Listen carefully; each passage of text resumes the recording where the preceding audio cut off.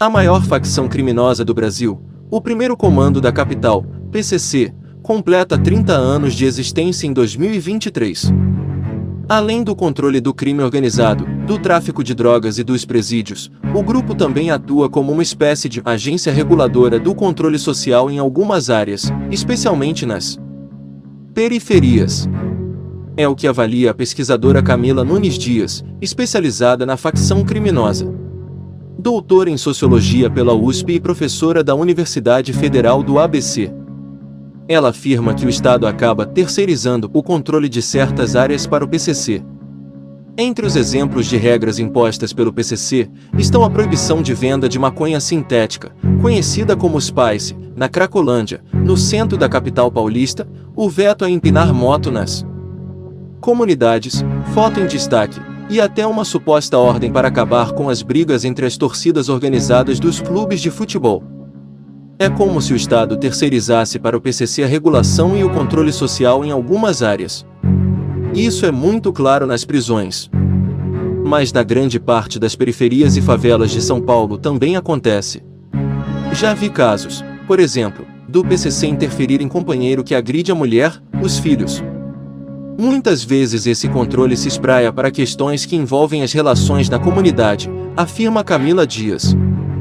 Em entrevista ao Metrópolis, a coautora do livro A Guerra, a Ascensão do PCC e o Mundo do Crime no Brasil, afirma que, embora viva seu momento de maior hegemonia no crime organizado brasileiro, a facção passa atualmente por uma tensão entre seus valores ideológicos, de autoproteção dentro das cadeias, e as ambições econômicas de seus membros oriundas do tráfico de drogas.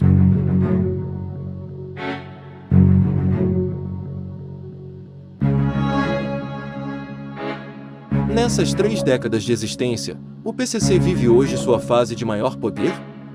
Do ponto de vista econômico e da influência e expansão territorial nacional e até internacional, dá para dizer que sim. Mas é também um momento de algumas tensões. No sentido de pressões para que o PCC se torne outra coisa em relação ao que é sua essência, uma organização de base prisional, que é o seu fundamento ideológico. Há o outro lado, que é o econômico, dos mercados. Isso permitiu um crescimento exponencial dos lucros de alguns dos seus integrantes e produziu, de certa forma, um distanciamento desses indivíduos em relação à parte mais ideológica.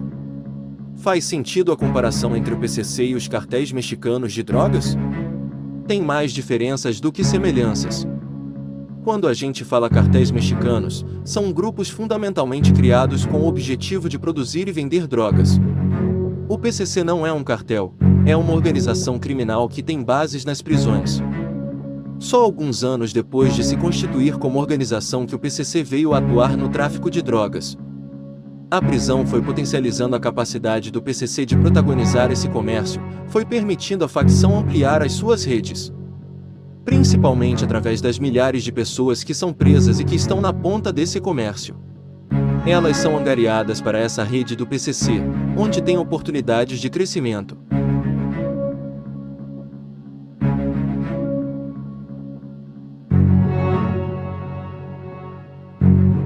O maior erro dos sucessivos governos tucanos em São Paulo no combate ao PCC foi a política carcerária? Eu diria que houve equívoco da política carcerária e da política de segurança pública. Porque o PCC cresce fora e cresce dentro. E o impulso para esse crescimento vem basicamente dos mesmos fatores. Um Estado que aparece para essa população de onde vem o PCC, população pobre, negra e periférica, apenas na sua face violenta da polícia. Isso é um alimento ideológico básico para o PCC. Eu diria que o massacre do Carandiru, ocorrido em 1992, é o impulsionador básico para a criação da facção. Mas não é só o governo de São Paulo. Eu acho que é difícil encontrar algum governo que propõe algo diferente, inclusive os governos do PT. Não vejo nenhuma mudança substantiva na posição dos governos ditos de esquerda ou ditos progressistas quanto ao sistema carcerário.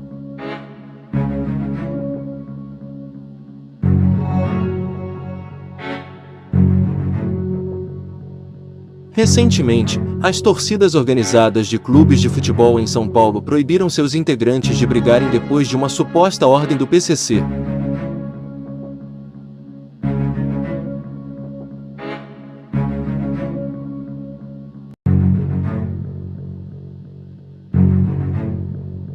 Há alguns anos é possível ver faixas em bairros da periferia em que o PCC proíbe motoqueiros de empinar motos.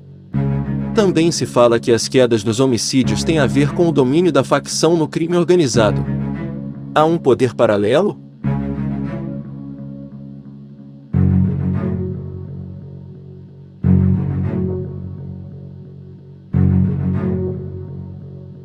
Eu não diria que é paralelo.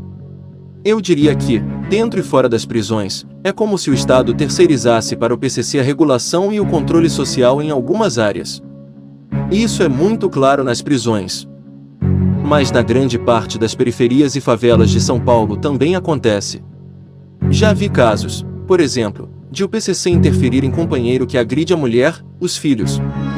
Muitas vezes esse controle se espraia para questões que envolvem as relações na comunidade. Isso inclui esses exemplos das motos e até o uso de produtos. Em geral, nas favelas, não se permite o uso do crack. É por isso que muitas vezes os usuários acabam migrando para a Cracolândia. Essa também é uma diferença para os cartéis. Os cartéis até podem fazer algum tipo de regulação similar em alguns locais, mas não é uma atividade prioritária para eles. Para o PCC, é. E em relação aos homicídios?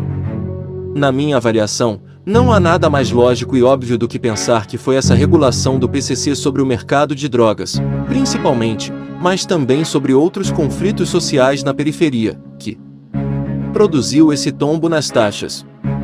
Não é porque são bonzinhos. Trata-se de uma dinâmica do próprio mercado. Um mercado pacificado, que tem um só grupo que vende e regula a venda no varejo, que não tem disputa ou rivais significativos. Nas pesquisas etnográficas, nas periferias e nas prisões, não há uma pessoa que não vá admitir que é proibido matar nas quebradas sem autorização e mediação do PCC. De certa forma, a facção colocou um ritual, uma burocracia para o homicídio. Eu não tenho dúvida que isso tem um impacto nas estatísticas de homicídio.